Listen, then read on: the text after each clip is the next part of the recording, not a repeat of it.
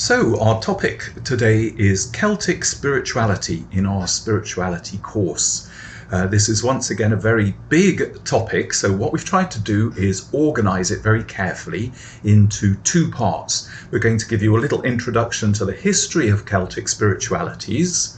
That's an important place to set the context of Celtic spirituality, but then we'll go on to talk a little bit more about the Celtic spirituality itself and its specificities and some spiritual exercises that are related to Celtic spirituality.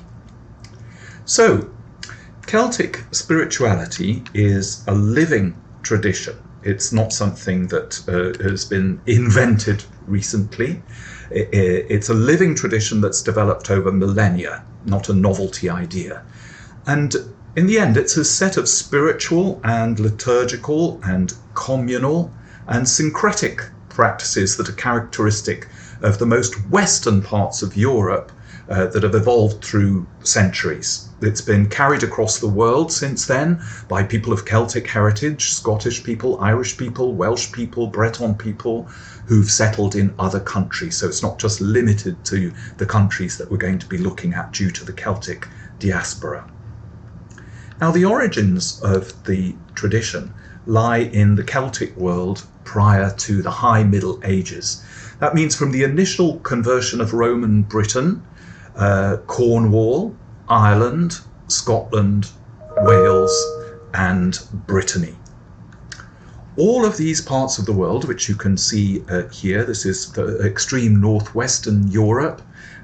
You can see all of those countries that I've just mentioned on our little map. Perhaps you can notice just at the moment the fact that they all have an important coastline. These are not landlocked places, and that's going to be extremely important as we look at Celtic spirituality in a little bit more detail.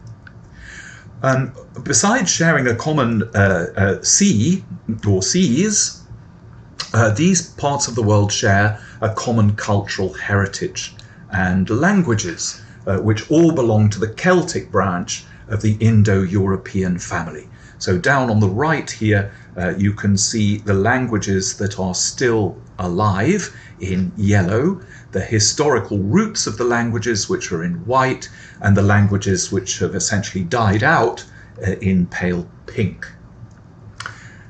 These lands, as I mentioned, were in easy touch with each other through the sea routes. In times when routes over land were much less practicable. They were much more perilous. They were occasionally impeded by invasion, barbarian invasion, and war, or adverse weather. Not that that can't happen on the sea, but on land there, if you were trying to cross the Alps or something, it was a very serious matter. Later on, we're going to see how this intimate relationship with the sea and the land has a huge influence on the spiritualities that they express.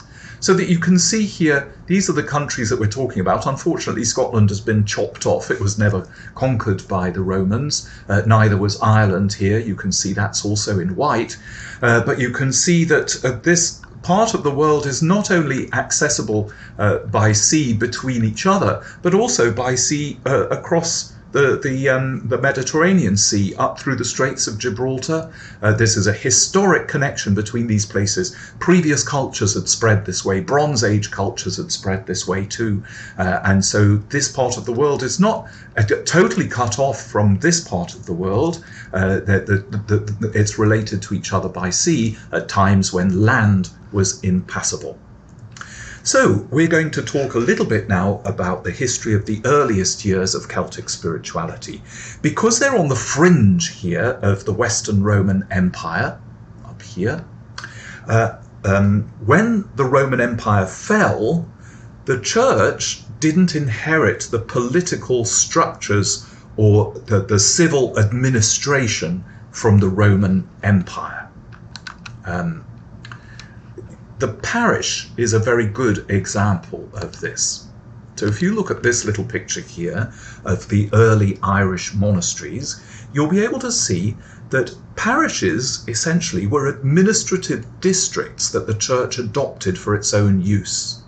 So there was a priest appointed for a certain limited geographical area, And in these Celtic lands, the church wasn't organised as an urban or centralised institution, as it was in the great Roman cities of the empire. Instead, they organised themselves into communities that were often centred on a monastery or other religious community in the area. So here you can see, for instance, Bridget. St. Bridget is strongly associated with Kildare and its surrounding area. Joris will tell us a little bit more about what this means when we're looking at Celtic spiritual practices and their relationship to the landscape. But what we need to know for the moment is that in the earliest days of these Celtic lands, not profoundly influenced by Roman administration,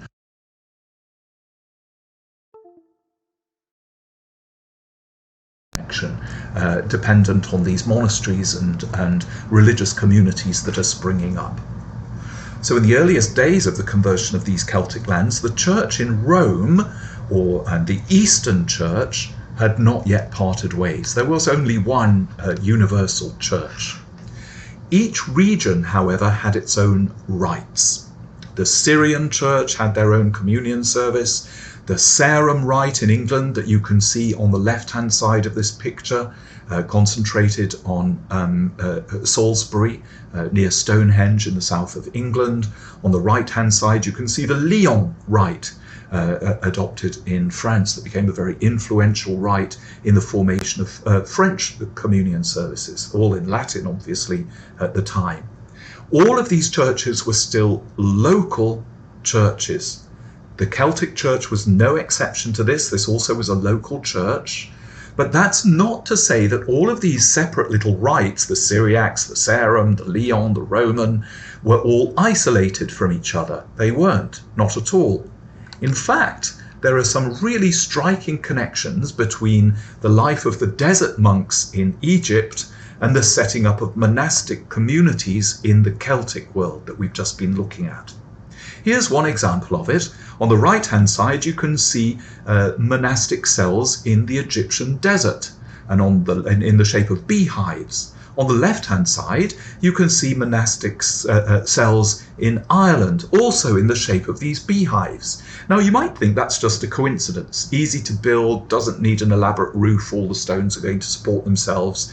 But it's not just this beehive form of monastery, the form of monk cell, that we see as a connection between Egyptian monasticism and Celtic monasticism.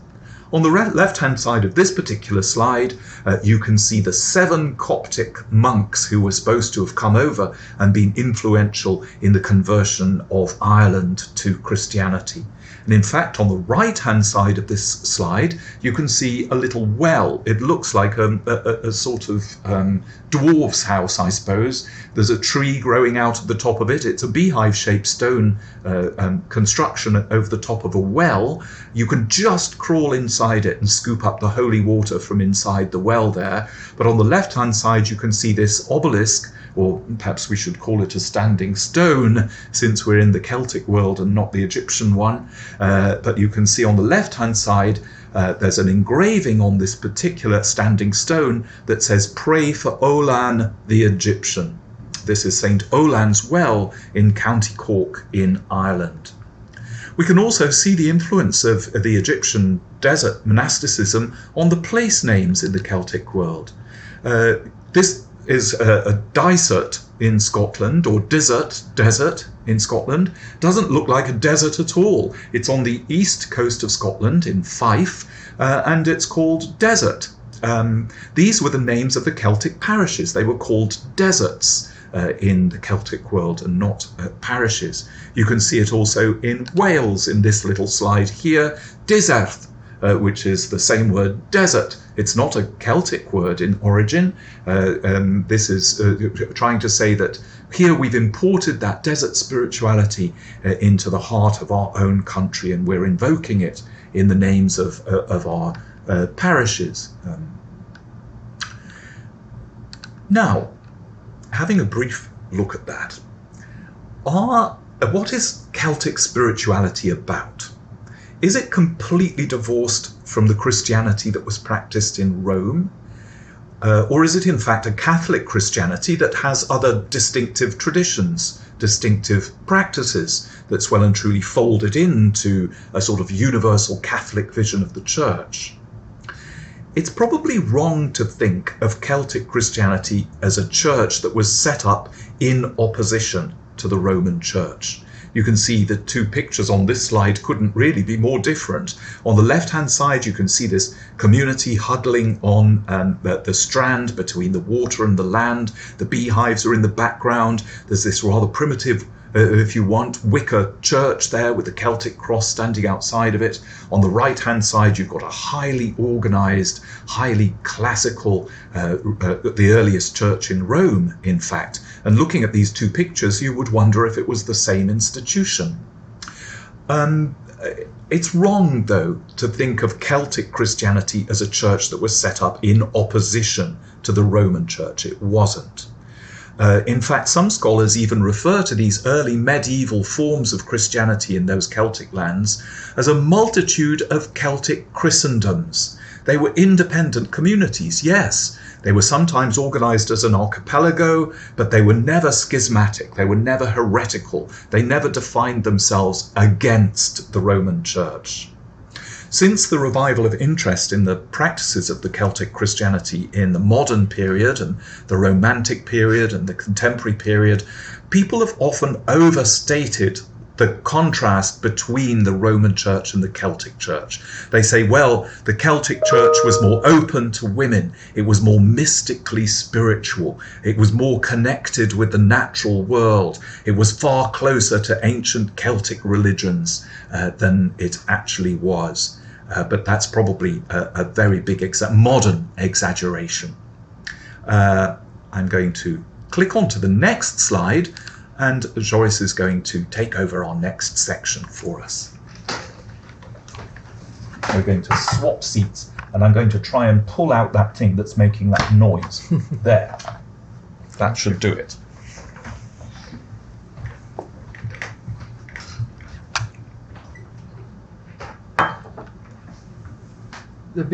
So I'm going to talk a little bit, as Nigel said, about the medieval aspect of Celtic Christianity, and that's sometimes something we don't think of in terms of Celtic Christianity or spirituality.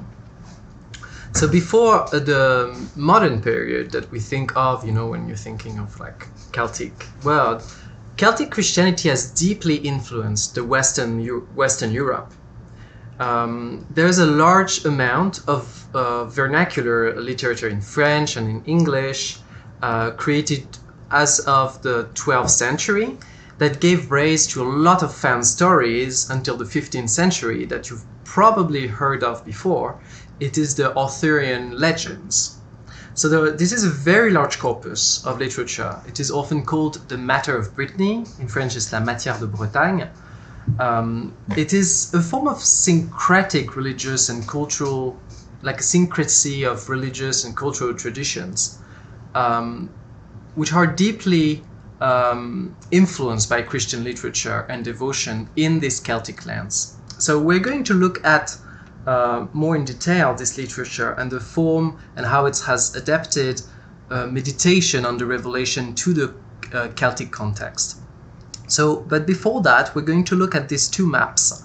So on the left side, you see a map of all the different kingdoms of the High Middle Ages in the Celtic lands. So you see, like, it's a lot, and some of them, like Domnonia here, you see was on both sides. So the water is not so much a border, but a boundary, but a connection between the islands and the continent, and especially this part of the continent, which is Brittany. On the other side, you see how the cultural impact and the cultural sites of the Arthurian legend are also present on both sides, because there were political kingdoms on both sides and people speaking the same language or related language on both sides. So you see here like Petite Bretagne, Armorique, on the other hand the Grande Bretagne, that's why you have like Brittany, which is small Bretagne, and Great Britain on the other side. And you see all the sites here and the Forêt de Brocéliande here, and on the other side Tintagel, the castle of King Arthur, and so on. So now let's look at some aspects of this Celtic Christian tradition present in medieval literature. So most of the literature we have about the Arthurian legend is actually not in Celtic languages, but has influenced deeply authors who wrote in French or English.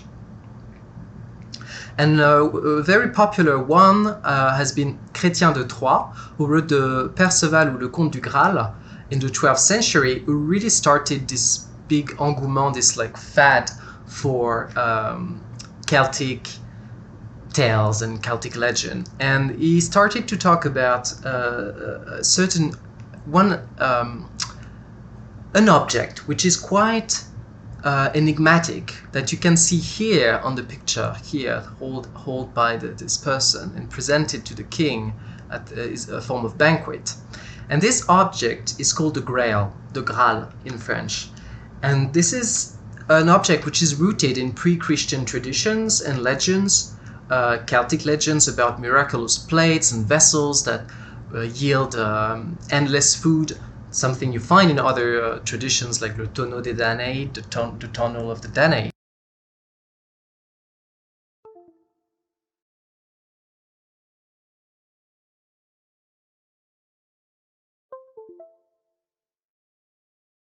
Tick tick. So the vessel for communions. Here you see that's the crucifixion, so with Mary and John on both sides of the cross. And there is a little chap here under the cross, and that's someone we'll talk a bit more later too, is Joseph of Arimathea. So Joseph of Arimathea is present in the Gospel. We hear about him as the one who helped to bury and pay for the tomb of Christ.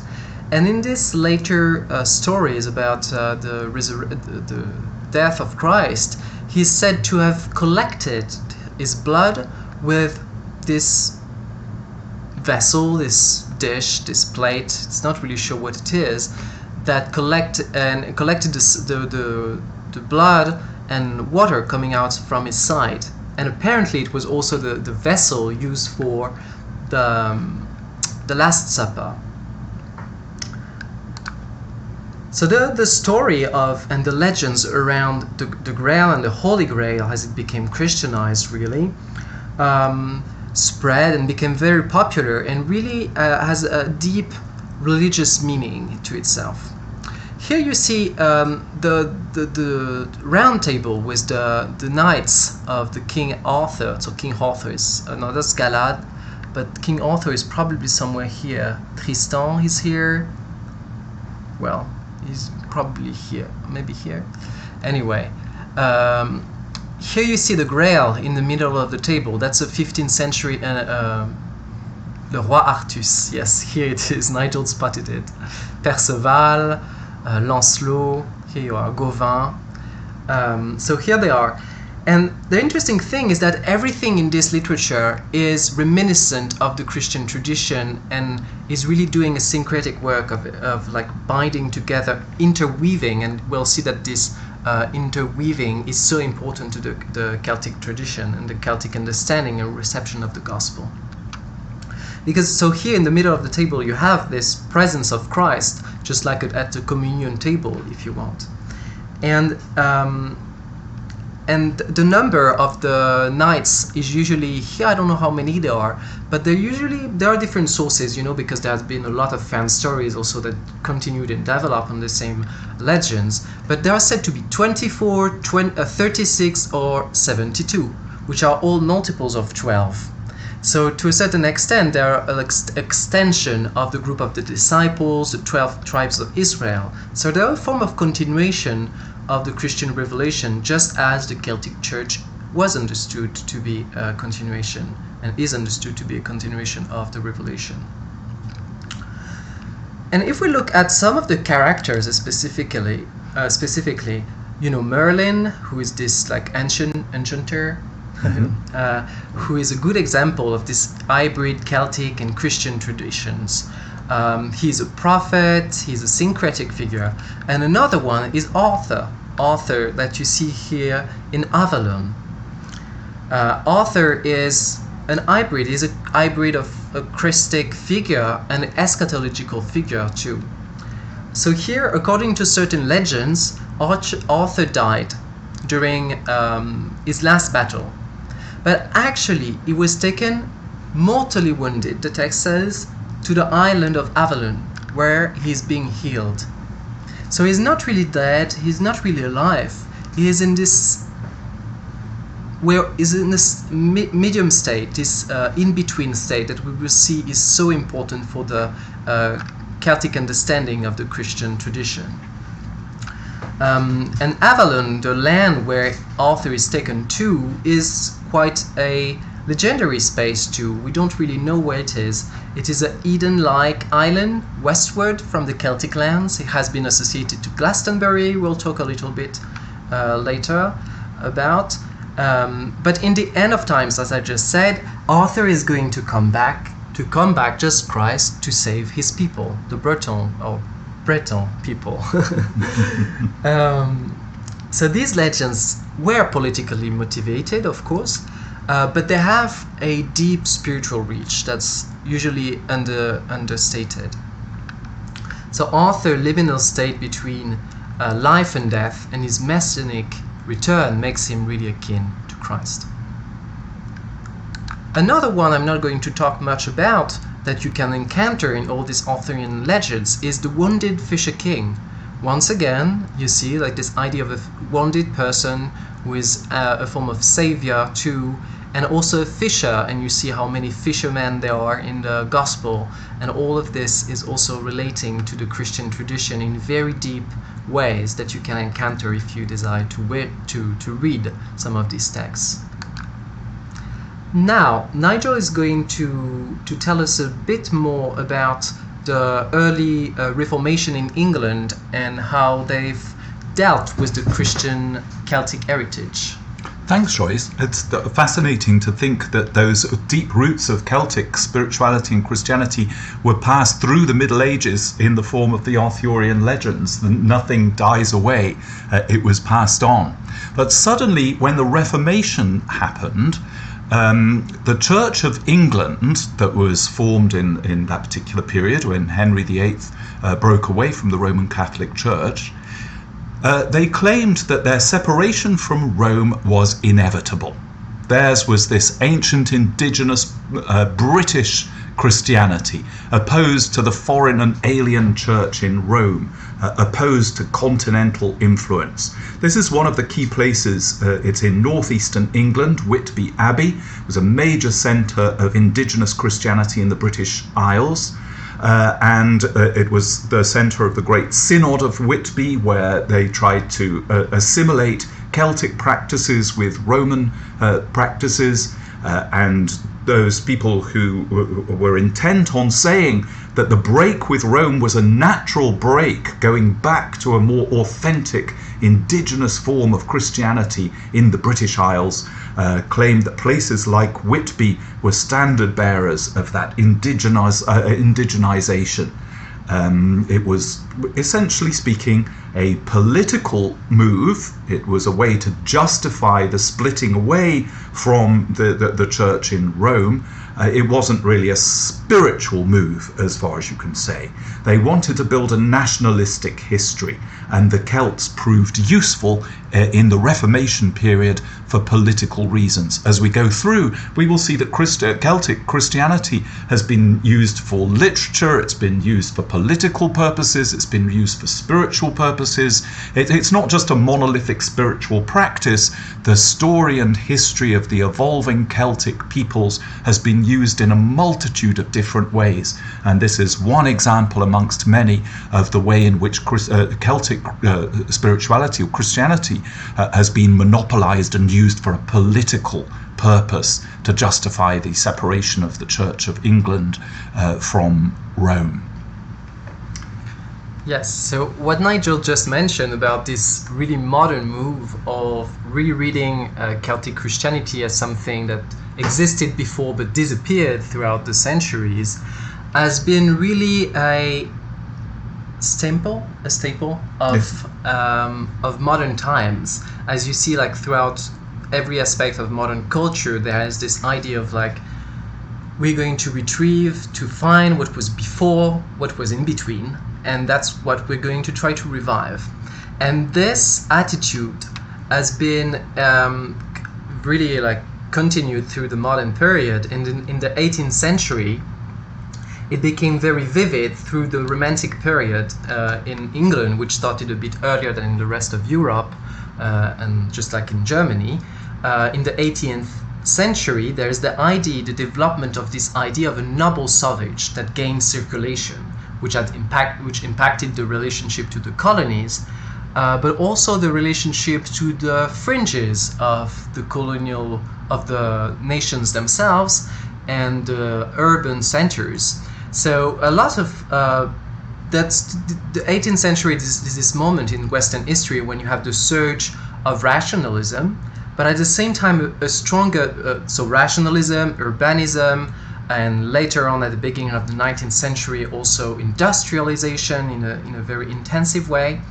And at the very same moment, some elites start to want to look at what was before, the word that's actually starting to disappear in this process of secularization, industrialization, and rationalization. So they try to look at this past, but by doing so, they're actually reimagining it. And that's this big cultural moment that appeared in the 18th and 19th century, which has been called Celtomania, which is a quite diverse movement in the late 1700s by people who try to reclaim this sometimes pre-Christian or Christian tradition. It started actually with pre-Christian. So here you can see people dressing like druids and trying to find this form of like primitiveness they're looking for in this moment of rationalization and secularization too. This movement was usually propelled by urban elites. So you see there is kind of a clash already, kind of akin to the clash we saw with the Reformation between what actually people were continuing to do on the land, you know, like Celtic tradition moving on and existing, and we'll see some of them later, and what some people were sometimes not actually coming from these communities started to think about this heritage. And that's going to be an interesting tension between the elite vision of Celtic Christianity and Celtic cultures and what it was actually continuing to be for people living in these rural areas. So they were yes, so here we are. Yeah, second part.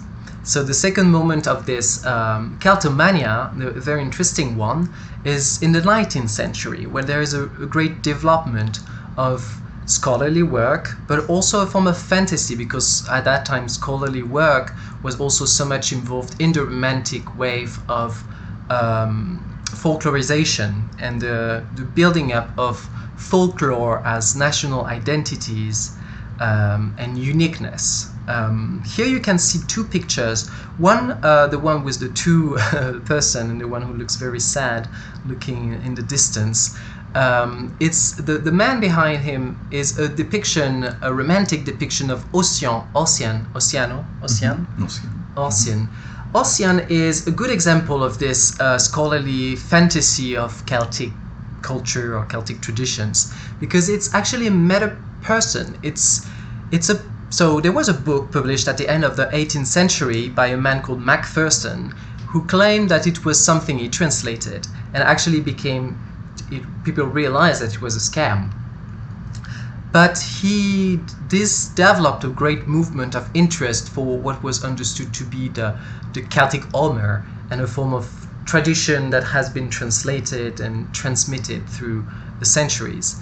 On the left side here, you can see the Barzaz Brez, which is a collection of different tales and stories by De la Villemarqué. Another example of someone who was from Brittany, but from the elite, not actually coming from the communities that would transmit these stories, but he collected some of them. He probably added a lot of what he thought was nicer and like tried to stitch them together and he transcribed, adapted, translated them into French, and published this book. So the Celtic cultures and Christianity at that time were often seen through the eyes of Western scholars and artists, and seen as kind of depositories of ancient pre-modern traditions that they were yearning to retrieve. Now, we're still in the 19th century, but I want to take a different perspective on it. Not only talk about books and stuff, but look at paintings. And painting is a very interesting way and medium to see these evolutions of the perception of Celtic spirituality and Celtic cultures.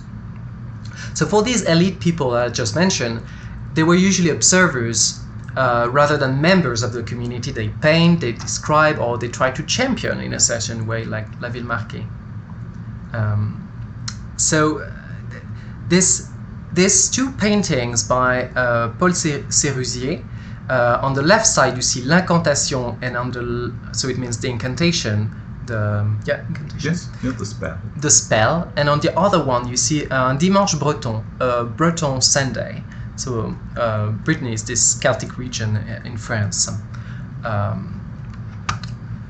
And on these two paintings, you see the connection between the form of magics you see on this side and the Christian worship on the other one, which is also like set partially outside, as you can see, and we'll come back to that, the question of what is sacred space for the Celtic tradition.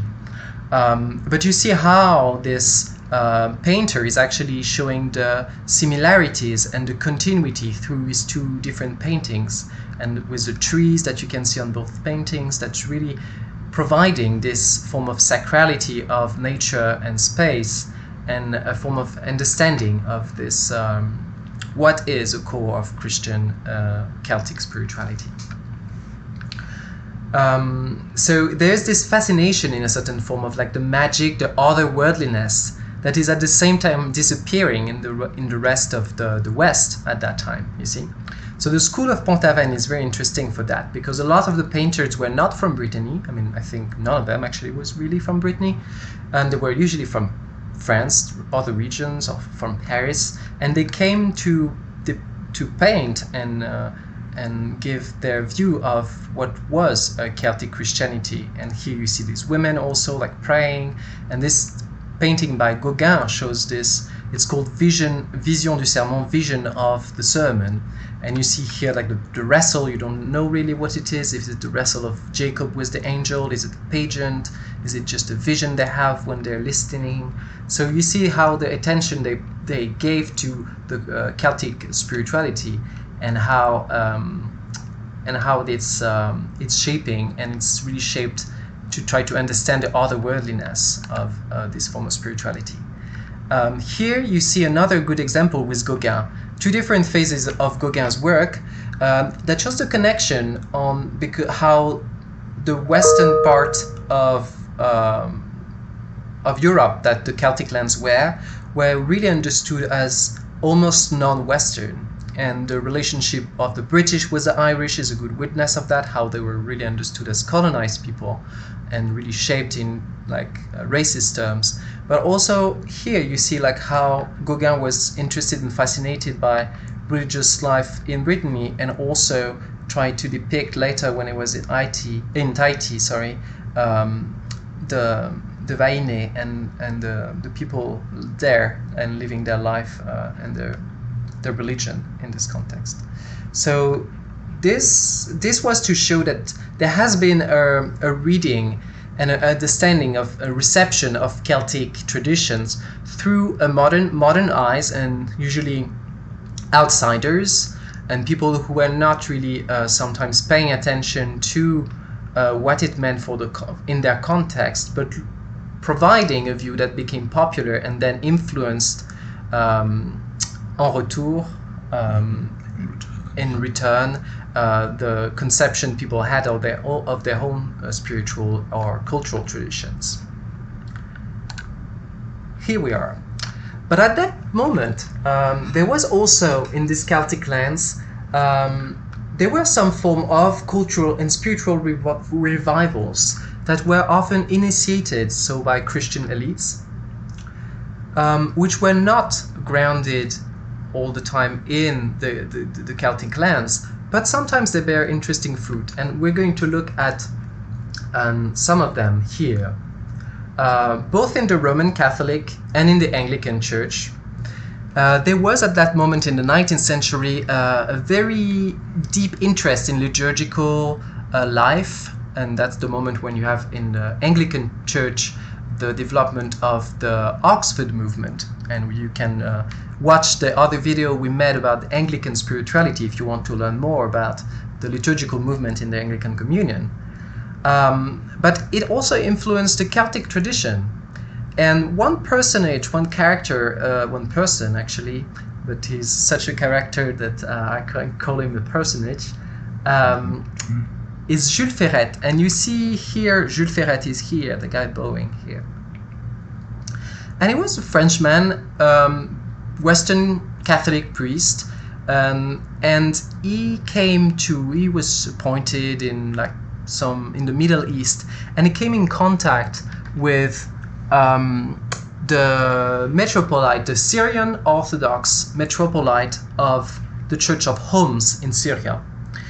And he was appointed by him, so it's an Orthodox church, so it's not Catholic. He was appointed by this Orthodox church and received the name Mar Julius, and he was appointed to be a bishop for the West and for the Celtic lands, for the island of Iana and its dependencies. That's something we'll see later. Where is Iana located? In Scotland.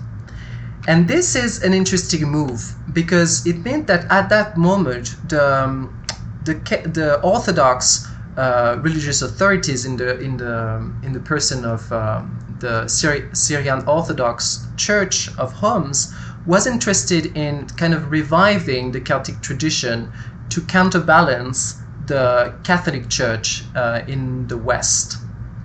And they connected for that purpose with the Celtic tradition. So there's kind of a union between the extremes, the East and the West, the extreme West. So on this icon that is present in the church, a church I will talk about soon, you see the whole story of the Celtic tradition for the Celtic Orthodox Church. At the very beginning here, you see Joseph of Arimathea. I mentioned him when I talked about the Holy Grail, and the legend of the Holy Grail on Joseph of Arimathea is really a foundation to Celtic Christianity.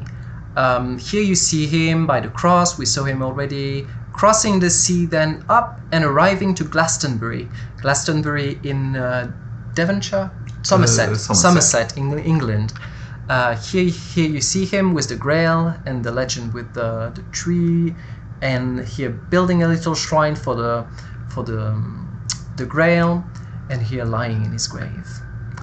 And so part of this, so you see here in the British Isles, and then Saint-Sampson that we're going to talk about, Saint-Sampson, we're going to talk about him a bit later, which is one of these missionaries that came from the British Isles to Brittany and then spread Celtic Christianity throughout Europe until to Germany and Switzerland.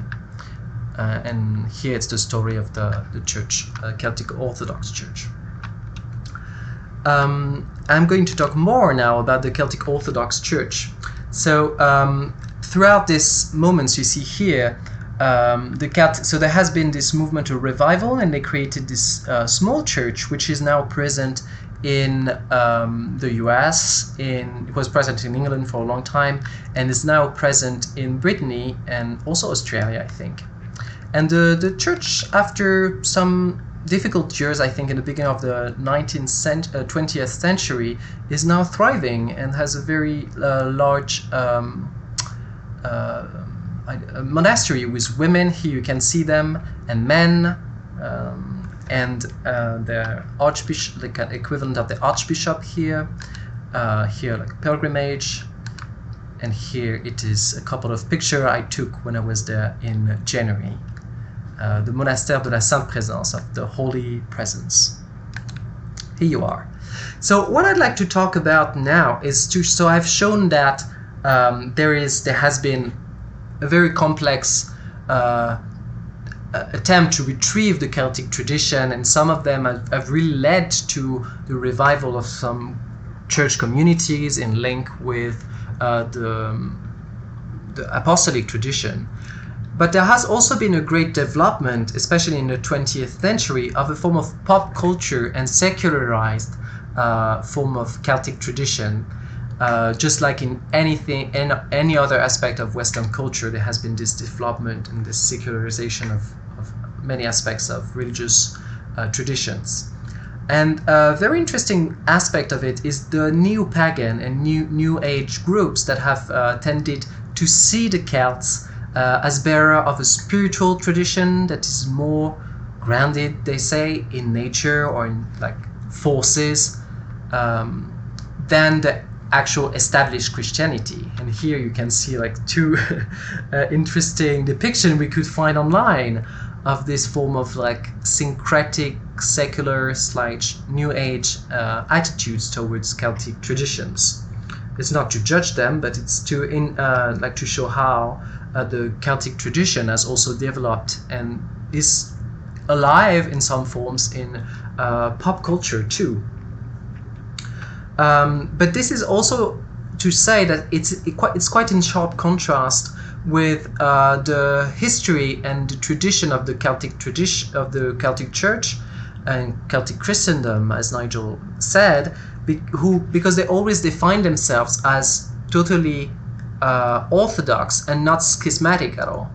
And during the harshest moments of the controversies in the medieval period, when there was this question of like trying to build up this Catholic church and like including all these churches that were founded pre-Roman presence in these lands, the question of their orthodoxy was never really a problem. Like they were never attacked for being heretical. And so it's quite interesting to see that the question was mostly the church organization and not the theology or the spirituality itself. So these movements are modern evolution, and definitely evolution after the modern period, to try to retrieve something which is not in line with the Celtic traditions per se. But there has been, of course, a lot of other movements, especially since the 70s in the Celtic nations, that have tried to revive the Celtic culture in a lot of different ways. A lot of them are secular movement. But it's also some of them are actually also religious. In Brittany, the Catholic Church has tried to take on some form of ministry in Breton, and in the British Isles, and in the US, and probably in Australia too, and Canada, there has been also this fashion of having Celtic masses, and some of them here you see it's for. Not this one. This is the cover of a CD, but some of them do Celtic masses following some Celtic rites or adapted with Celtic music.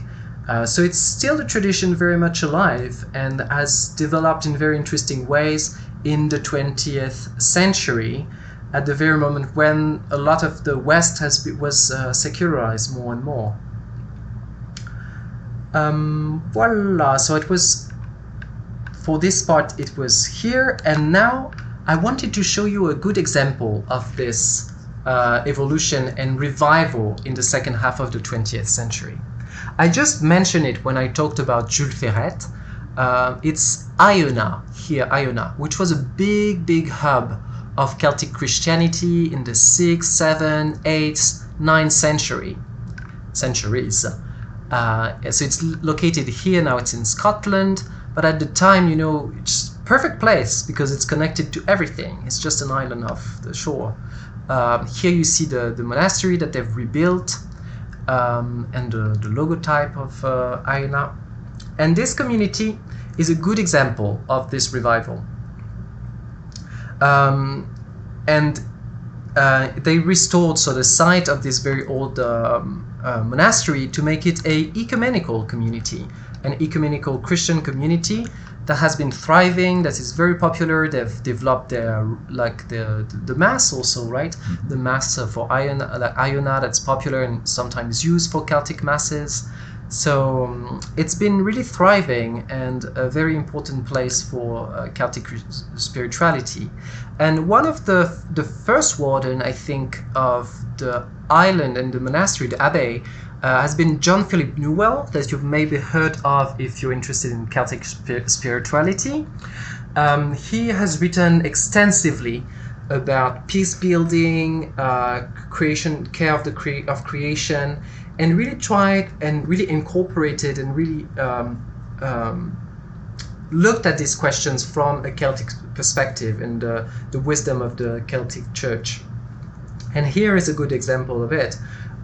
Eugenia, who is a Celtic scholar in the medieval period, and other Celtic teachers speak of Christ as our memory, as the one who leads us to our deepest identity, as the one who remembers the song of our beginnings.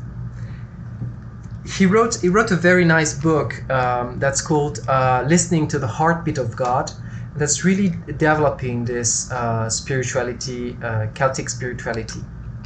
Here is another quote by John Philip Newell. It was on Iana years ago that I first became aware of the need to reclaim some of the features of ancient Christianity in the Celtic words as lost treasures for today. Part of that treasure is the much cherished image of John the Evangelist, also known as John the Beloved, leaning against Jesus at the Last Supper. Celtic traditions hold that by doing this, he heard the heartbeat of God. He became a symbol of the practice of listening deep within ourselves, within one another, and within the body of the earth for the beat of the sacred presence. So you see, this question of sacred presence is really a red thread of Celtic spirituality. It's also the name of the monastery of the Celtic Orthodox Church. Now Nigel is going to tell us a bit more about some Celtic tricky question about calendars. Yes. We all know that the date of Easter is a bit of a bother. It's early, it's late, it's in the middle of certain different things. Now, the Celtic calendar not only just moved with the seasons, as you can see down at the bottom here, the Celtic names in the left-hand side, the modern months that those Celtic names apply to, and on the right-hand side, the translation of the Celtic names. You can see in those Celtic names that there was a very deep connection with what was supposed to happen during each part of the seasons. But there was also a deep connection between the lunar cycle, that is 28 days that we know from new moon to new moon, and the solar cycle, 365.25 days per year. How are we going to integrate these two calendars?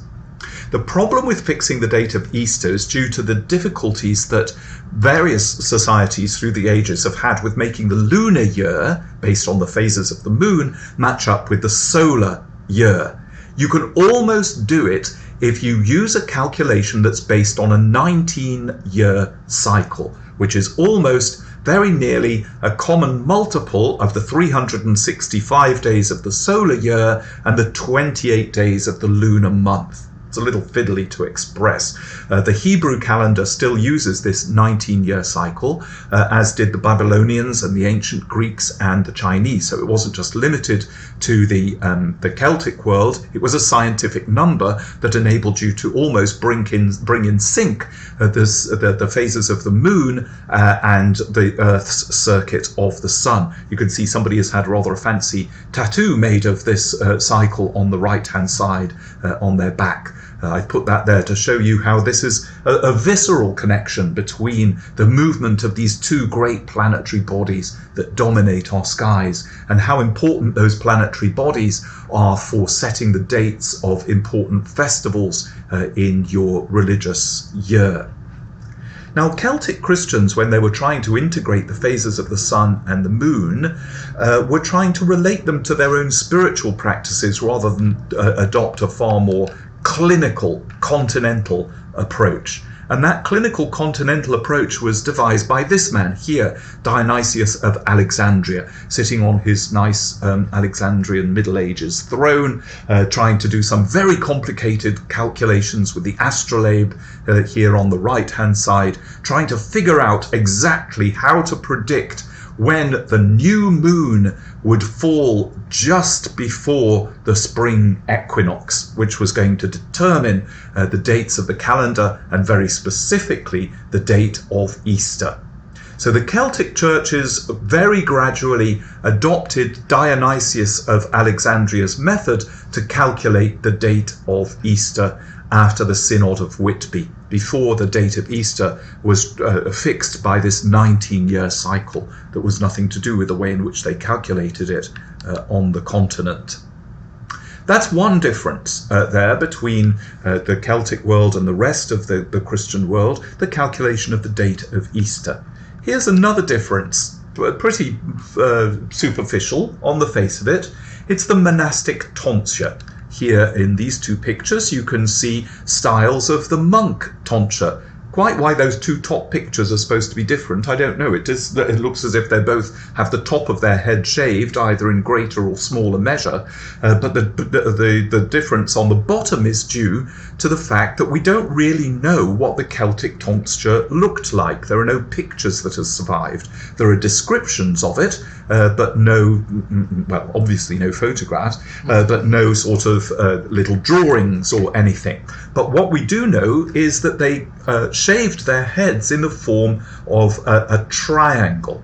They either shaved it here from both ears. You can see this, if you reflect this over the other side, you've got a sort of triangular shape, and here shaved up into a point in a triangle somewhere on the top of the head.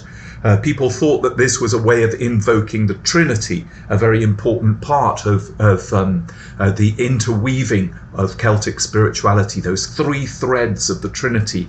In the famous hymn of St. Patrick, I bind unto myself today the sacred name of the Trinity. These three things being bound together and reflected in the monastic tonsure. So he maybe also cut it onto his head. Yes, there's an interesting thought. Yeah. Cut into the very part of your body that's up there closest to the sky. Yeah. Oh, interesting, yeah. Here's another difference between the Celtic world and the rest of the Roman world. Confession in the Irish church in particular was made privately to a priest under the seal of secrecy. And penance was given in the same way. Now, people have theorized that this is perhaps modeled on the relationships that existed between the desert spiritual fathers, the directors, and their own particular followers. In Egypt, it was the custom of somebody to associate themselves with a particular mystic, particular desert father that they would go and see. And they were obliged, once they'd made that relationship with that person, to speak of their inmost thoughts, of their dreams, of their desires, of their hopes, of their temptations. And it was a very individual relationship. It wasn't an institutional relationship towards penance or formation. It was the relationship of a disciple and a follower. And they believe that this impacted the way the Celtic Church used this tradition to bring the confessor and the confessee together in this close relationship.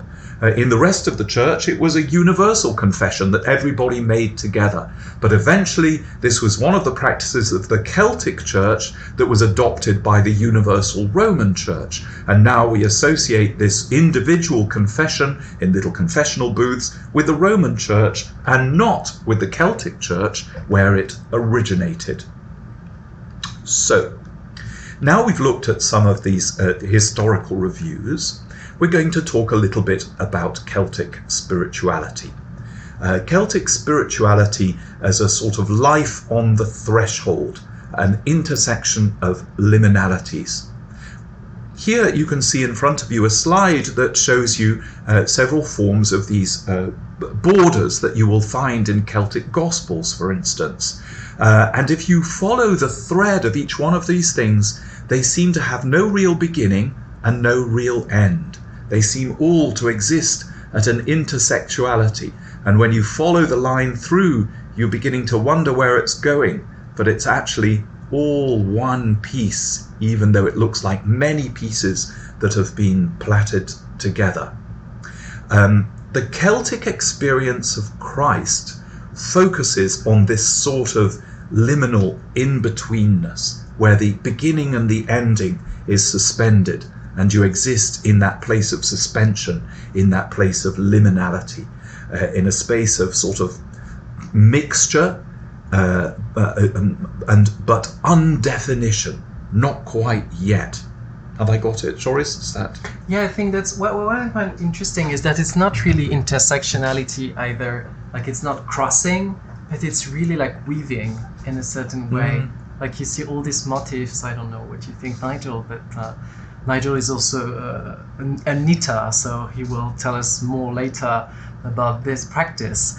But that's what I found really interesting. Like, all these different forms are connected, but they are not in conflict either. Like, they're not fighting each other like in an intersection, you know. They're all related to each other, but more like a knitting or a weaving. So what we're going to do now is to talk about some of these liminalities, these borderlands between this and that, and how this is eroded or suspended in certain expressions of Celtic spirituality. Perhaps the most famous of them is Samhain, the intersectionality between the living and the dead. Samhain, on November the 1st, is our Halloween. It marks the beginning of the Celtic New Year. It's the end of the harvest and the beginning of the dark part of the year. All the lights were extinguished and only one central bonfire was kept alight.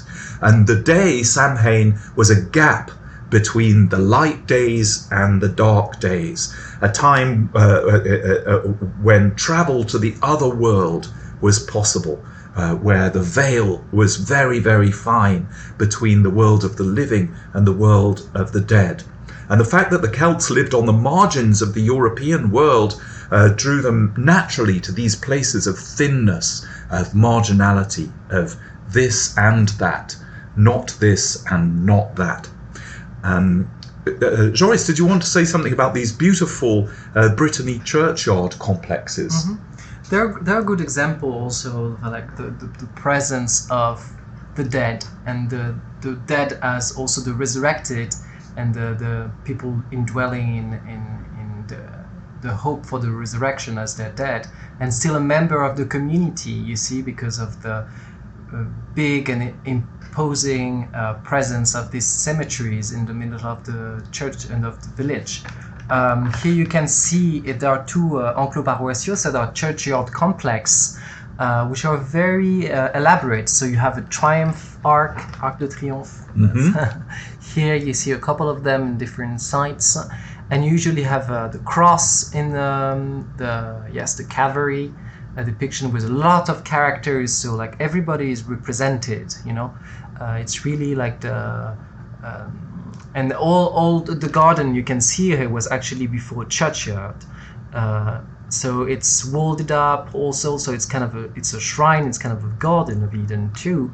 And here behind you see the ossuary, where the bones of the people who've graved have been removed are still kept here, preserved. So everything is kept, everything is enshrined, and both the livings who are worshipping in the church are surrounded by the dead around, just like you could see in most medieval churches, like this really interconnection between the dead and the living.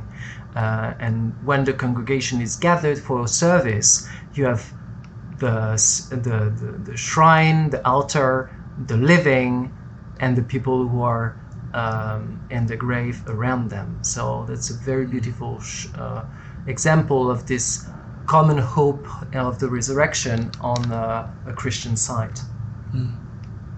One of the most famous places of liminality is here in Glastonbury in Somerset. It's supposed to be the burial place of King Arthur. It was a very, very wealthy monastery that was dissolved during the Reformation by Henry VIII. Just outside Glastonbury, you have Glastonbury Tor. It just means a hill or a mound. This is not a man-made mound like Silbury Hill or some of those other Bronze Age barrow monuments that we find throughout the Celtic world and elsewhere. Here at the top of Glastonbury Tor is the place where Joseph of Arimathea was supposed to have surveyed the land around Glastonbury. It was a very marshy place. You can see here the fields are flooded and the Tor is reflected in the water. In the Celtic world that existed before the coming of Christianity, this was felt to be a liminal space, a space where the living and the dead intersected. The Glastonbury Tor there was supposed to be the door to the underworld. And the deceased were carried over the water there to join their ancestors in the world beyond, as the land flooded during the dark days of the year. Yes. So Nigel really mentioned this interesting fact that Glastonbury you see here is a doorway between the underworld, the world where the dead are carried, and it also became a religious Christian space, and that's also a space where the Holy Grail was supposed to be kept. And interestingly enough, in a lot of Celtic land or Celtic influenced land in this channel area, you see a lot of spaces which are set in this similar context of liminality.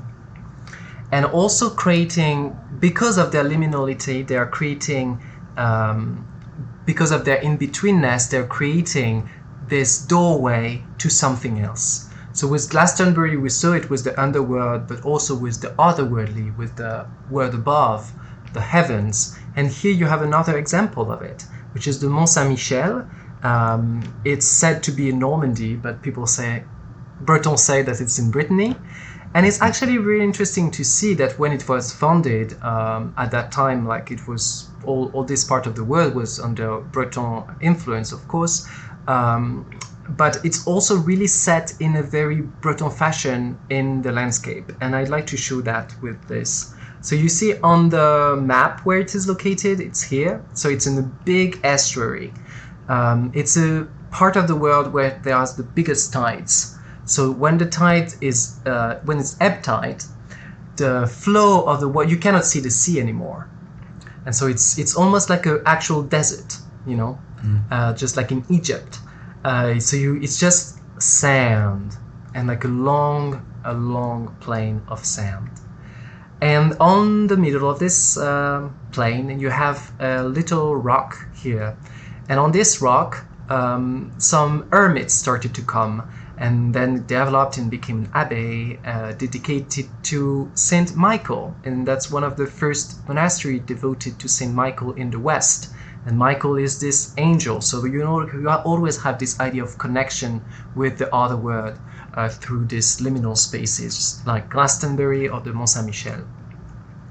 And you can see when the tide is high, you can see the reflection of the island on the water here with the abbey and everything. And this really looks akin to the depiction of, for instance, of the celestial Jerusalem in the Middle Ages that you can see, for instance, on the tapestry of Angers, the tapestry of the Apocalypse of Angers. So this means that the landscape itself was participating in the spiritual experience and was not only creating a form of desertic, like it was not using only the, like setting in this desertic space was a way to encounter the other, just like the desert is in the Christian and Hebrew tradition. Yes, here we are. This liminality was something spatial, as we saw, and like landscape liminality, but there are also other forms that are quite interesting to look at. In Brittany, one person really embodies this liminality, and it's Saint Anne. She's often called the Queen of the Shore, the Juaneza Narvor, as you can see under this statue of her. So she's the mother of Mary. She has understood to have lived in Brittany and be visited by her son, great-grandson, sorry.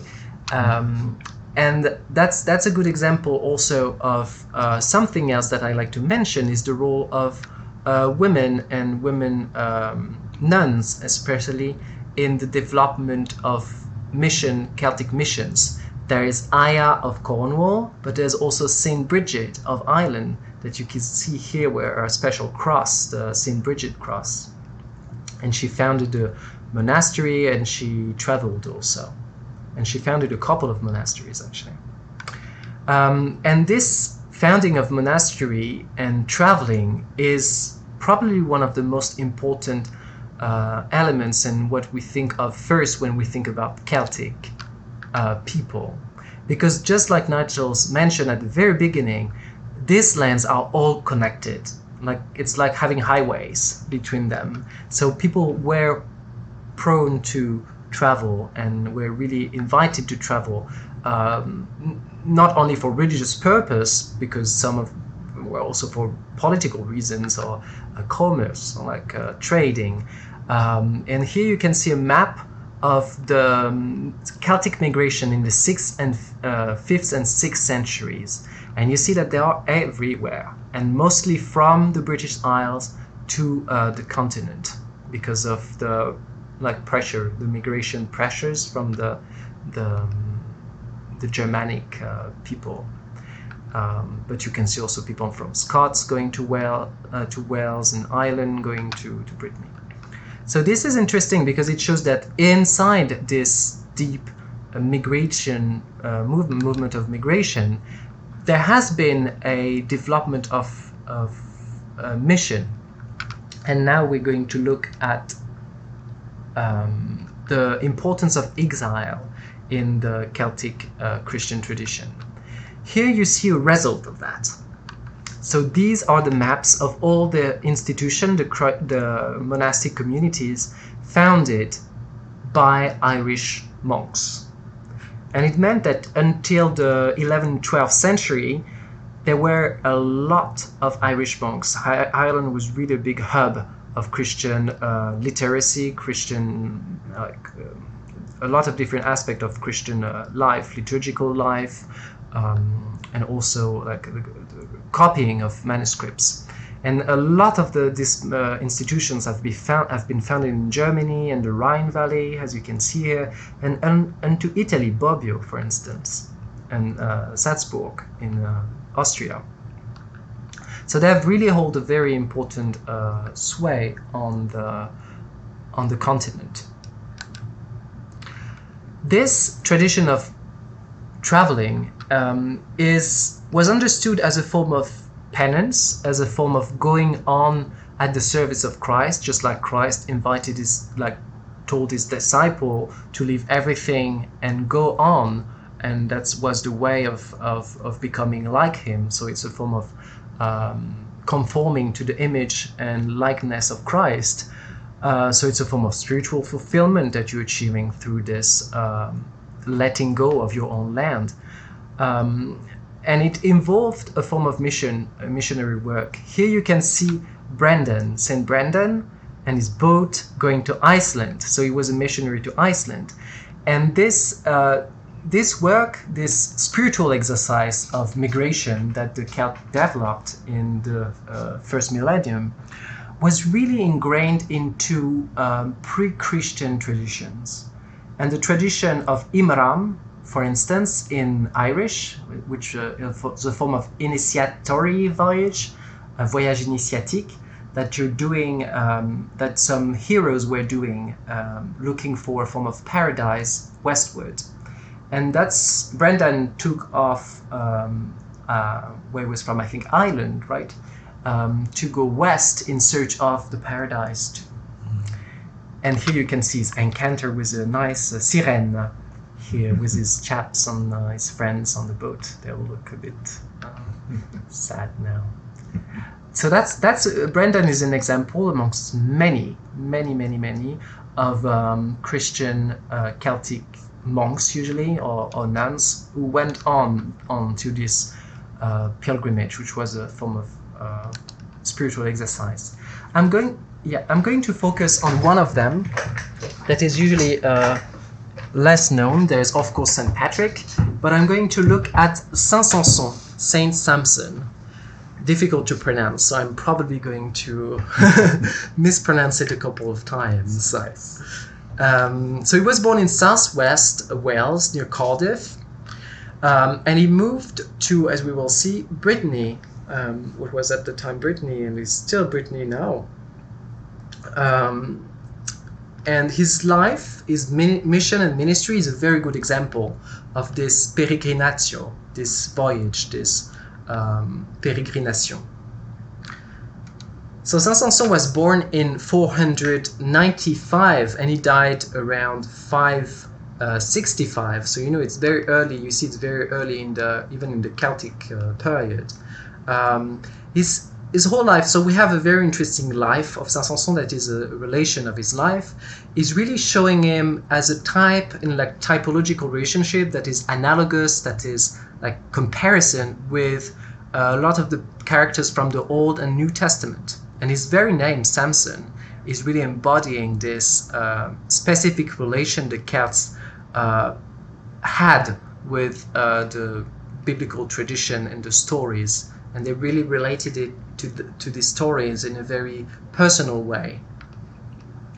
Here you can see him with so a stool here taming a dragon. That's one of the things that happened to him on his journeys when he was he tamed a couple of dragons. He also traveled, as we will see, and I think he also kills a witch, something like this. Busy man. Yes, he does a lot of things like this. So he crossed the Channel. He was born in this noble family in Wales, and all his family converted and became leaders in different monastic communities. So all these monastic communities were also related politically and like big family business. And he crossed the Channel and arrived in Brittany near Dole in Ille-et-Vilaine. And he was described as like a very acute form of spiritual awareness, understanding of scripture, and his life is really full of this type of stories with miraculous and fantastic happenstances. But what I'm really interested in looking at is how he has this call, and how his call of going abroad, and how the mission itself, the going outside of where you are born, where you have always been, was understood as a spiritual practice for these monks. Here is a quote that's in the life of Saint Samson. You have an angel who says to Saint Samson, "Be courageous," so he's still in Wales, "Be courageous, saint of God, and behave like a man. Indeed, God loves you, and you have consecrated yourself to him. Therefore, listen to my words without fear. I was sent to you by my Lord, because you shall not tarry any longer in this country. You are destined to live abroad, and you shall become abroad the head of the church, worthy of the highest priestly charge." So here in this quote you can see a lot of what we've mentioned already about Celtic spirituality. He's called the saint of God, so like they don't have this idea of like definition, Roman definition of the saint as being only accepted by the institution, you know, like it's a more fluid way of understanding sainthood. And you also have this very interesting expression here, you shall become abroad the head of the church, which seems quite bold, but when you understand that they don't see themselves as like this form of total community, which the Roman Church has later and said as like the Pope was the head of the whole church, then you realize that he was going to be the head of a church, of an institution that was going to be, that we'll see here, which is the Saint-Samson Monastery in Dole, that was founded and developed in the medieval period and became a very important site until it disappeared in the French Revolution. And the second quote here is a good one too, that shows this spirituality of voyage present in the Celtic Christian tradition. God, that's Saint Samson is talking. God praises in the gospel that one travels because of him, because of God, because of Christ. So the exercise of voyage is really understood as something spiritual. Travel at that time was very dangerous, and it was a real ascetic practice to be traveling. It was nothing like tourism. Like sometimes tourism can be dangerous, depends where you go, but it was more akin to a form of migration or refugee. So there's something existential about the travel. It's not like vacationing, really. Like it's not pure enjoyment. It's a form of giving yourself for something you don't know, for the unknown.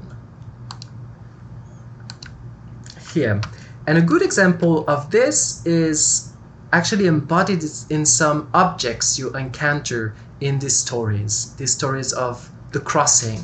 So you always have this idea of like going beyond, you know, like in the Celtic tradition. We've always seen with the dead, the living. And here the crossing. So here are all the voyages of Saint-Saëns. You see, it took a lot of boat and stuff. Some of the voyages are actually round trips. So he took one trip, round trips, a lot of different trips. And a lot of these traditions, be it for Aya of Cornwall or for Saint-Saëns, depict a very uncanny, very strange vehicles they were using. Vehicles. Looking for the stress. So for Saint-Saëns, it was said, like for many other saints who came to Brittany, that he traveled on a stone boat. So it's very bizarre. You think like, oh, okay, that's just to be a fancy story about a stone boat. But when you go deeper into this, what does it mean for a saint to come, or like, well, at that moment he's maybe not already a saint, but for a Christian person to go on to a land he doesn't know, to the otherworldliness, on a stone boat, on a boat that is actually not really a boat, because most stone boats are just like would just sink straight into the middle of the channel, even before leaving the shore. So what does it mean? And you can understand that if you understand how this Christian literature and this spirituality is related to the Bible and to the tradition of the Hebrew Bible especially, where you see in the book of Judges, but also other books of the Bible, that the people is using a lot of bizarre like weapons or defense. The weapons which are actually not weapons, like David, who is so small and so how do you say, feeble compared to Goliath, and he's only using a what's the name again? Like a slingshot. You also have Samson, who is another person using a very unweaponed weapon, which is the jaw of a ox, and there are others like this. And so this boat has to be understood on this pattern. You see, it's a boat-unboat that actually depicts in the end the trust of the person who is moving on and going on. So it means at the same time the difficulty of this travel and the almost impossibility of this travel, but at the same time the necessity of the hope that's sustaining this boat afloat, and leading the migration. So here you are, and this is another quote that's interesting because it shows how sainthood is really understood as a form of liminality itself. So that's talking about Saint-Saëns. His humility, his kindness, his sweetness, and his amazing Christian love was beyond, so to say, human limitations, so that all his brethren had for him a marvelous affection.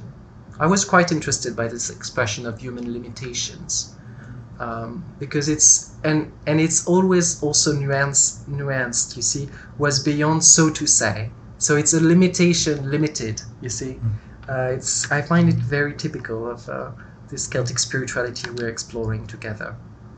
Here's just to show you that the crossing with the stone boat was successful, that there are a lot of shrines of Saint-Saëns on both sides of the channel. And this is Saint-Saëns' probable sarcophagus, and you see that maybe this actual stone sarcophagus were something that inspired the stone boats. So the person resting in this boat and going on this boat to the other world, to the heaven. Here you are. I think, Nigel, you have something else to tell us now about Cenobitic Celtic communities. We've mentioned already that we have these stories about the foundation of these monasteries and religious communities, really, in the Celtic world. Here is an example of this, is Skellig Michael in Ireland, a very famous spot there. Right here, once again, right built on the edge of the Western world, with this, the sea appearing beneath us and the hills of Ireland appearing behind.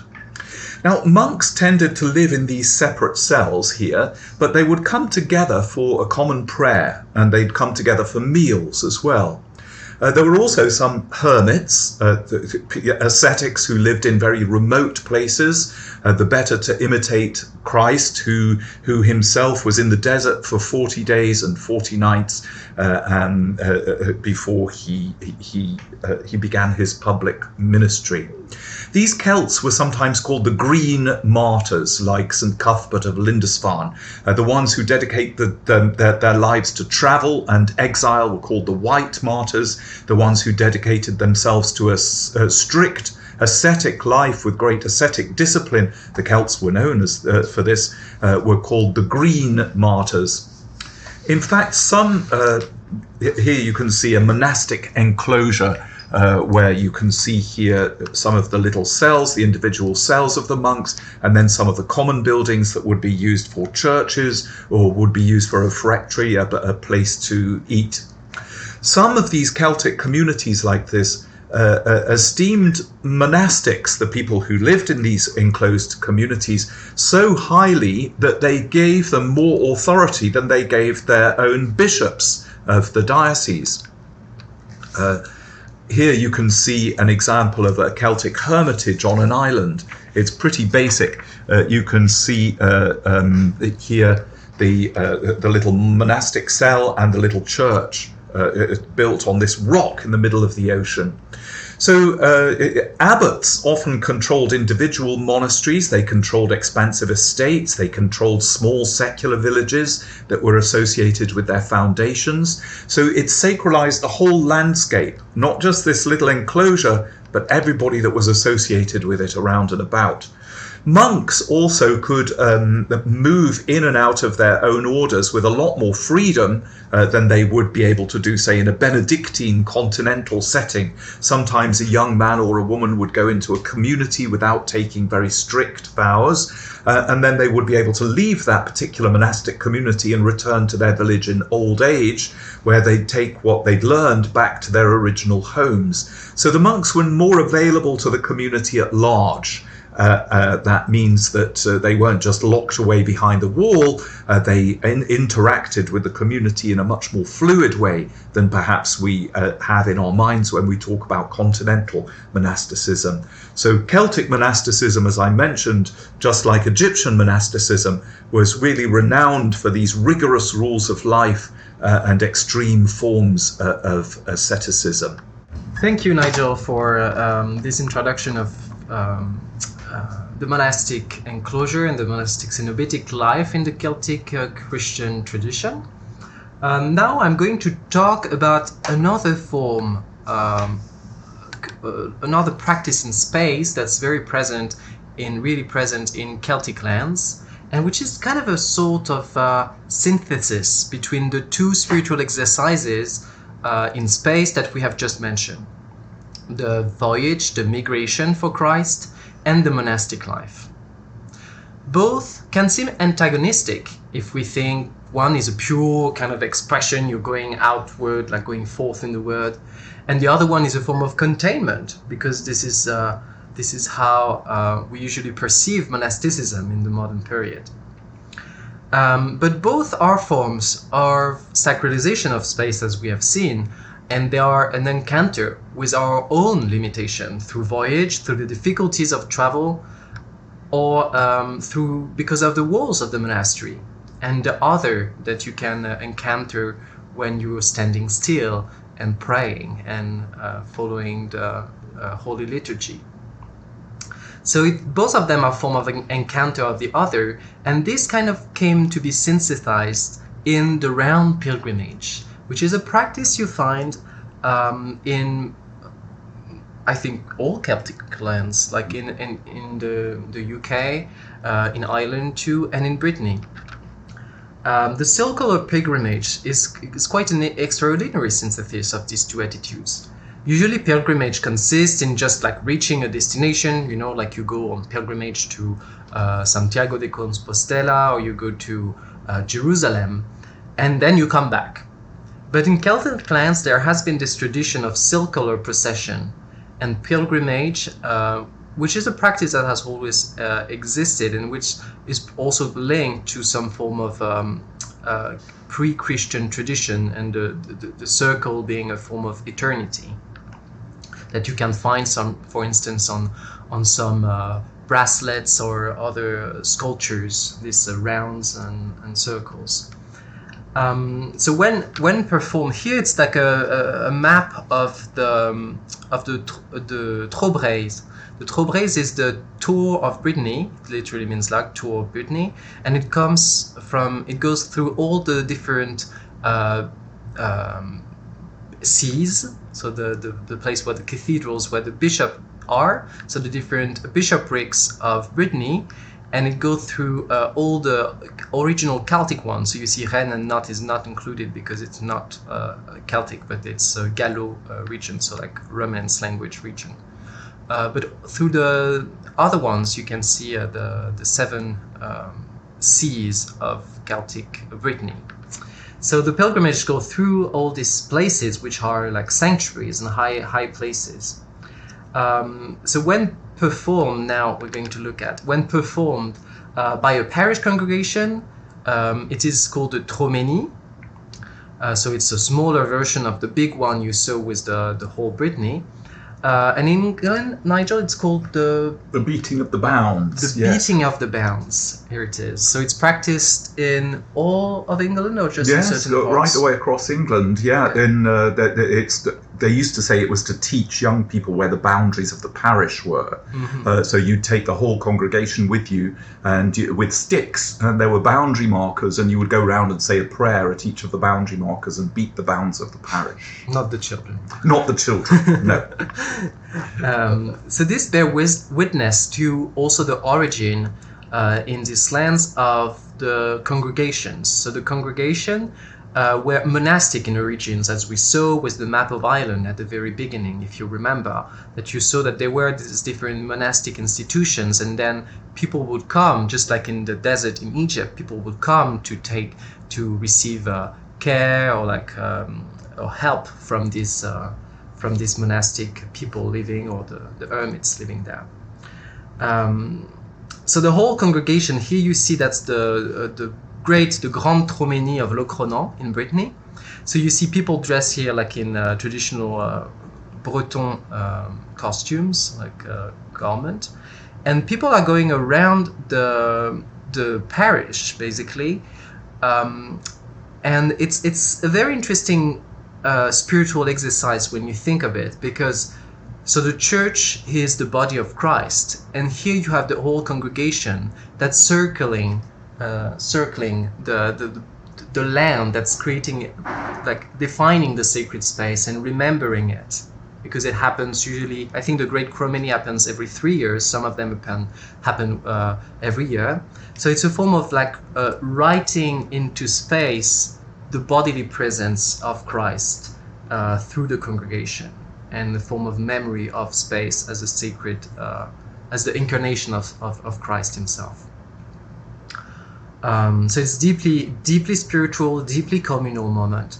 It's also very festive, as you can see. And this really manifests this incarnation of Christ in the church. Here is another picture. So you see they carry around the banners, but also the relics of the local saints. And here is another picture with the banners. Now, what I'd like to tell you about is kind of just giving you a random example of how it works in a very not exceptional space, but it's a space I really know and enjoy because I grew up near this place. So that's just a random example of what is a religious landscape in Celtic lands, and how you can see its different poles and how it's sacralizing a form of space. So Celtic sanctuary is more than just the church building. Here you can see chapel. That's a map. You see here there's the river that goes right to the sea. Actually, it used to be how do you say, a bras de mer? Yes, an arm of the sea, you could say. Yes, yeah. An arm of the sea. So it's the sea that comes inland. It's the Ria d'Etel in Morbihan, in Brittany. And so it's directly connected to the sea here, you see. So the definition of the sacred ground as the church only is a very urban heritage. But as we saw already, parishes in Celtic lands developed from local rural monasteries, not from urban metropoles. So whenever you have a city, you see you have different buildings, and buildings can be like political buildings and a lot of different buildings. So the space is kind of secularized already. And you have then a church that's like a spot in the land which has been already defined by the urban organization. But here it's a totally different setting. So the sacrality of the Christian space is often multipolar and incorporates, as you will see, pre-Christian religious sites. So here you have the chapel. So it's difficult to say which one came first. I mean, you'll see that there are some which are, of course, older, but so here's the chapel, here's a fountain, and there are actually others, not just the one you can see on the map, but that's a tumulus. So it's a Neolithic tomb. So you see all this space at the limit, once again, the liminality of the Celtic Christian tradition is very present, because you have these different spaces, and at the limit was the sea. So here's the shrine, the sanctuary of the seven saints of Brittany, which are the seven saints you could see on the map I showed you just before, this one, which founded the different dioceses of Brittany. So this is a chapel devoted to them. That's a religious complex, which is typical but not exceptional, as I said. And the geography recalls, as I say, also like the marsh of Glastonbury, so this liminal space. And every year there's what we call in Brittany a pardon, which is a procession and a festival, a bit like the Tomini, that's happening outdoors. So the space created outside of the sanctuary of the chapel itself is meaningful and is sacred. Here you see the fountain that I mentioned. So the fountain was probably a pre-Christian site too, because Celtic religion, pre-Christian religion, polytheistic religion, believed that there were some deities or like a divine presence in the forests, in fountains, in streams. So you see how it has been Christianized to a certain sense. And here's a dolmen, which is a Neolithic tomb, so it would be covered with ground, and it's very close to the chapel itself. So you see this land has been used for religious and cultic practices for a very long time. Here you see the chapel with the seven saints. Voila. So that was just to mention an example of this, how this interweaving of religious, secular, liminals, different liminalities and spaces are exemplified in the landscape. And now Nigel is going to tell us a bit more about the entanglement and how it's a characteristic of Celtic practice and spirituality. One of the things that we looked at earlier on was Celtic art and those sort of interweaving lines where you weren't really quite sure where it began and where it ended. This is a real characteristic of Celtic art, The Celts, as we know, came into Europe in the 600s from an area north of the Black Sea, perhaps, but they brought with them their own particular artistic traditions. And one of the strongest of these was, as you can see on the left in the Book of Kells, and on the right in the Book of Mullin, these complex interweaving pieces that fill in the margins, or very often fill in any available space. You can find it on Celtic jewellery, on Celtic shields and military gear, on Celtic crosses.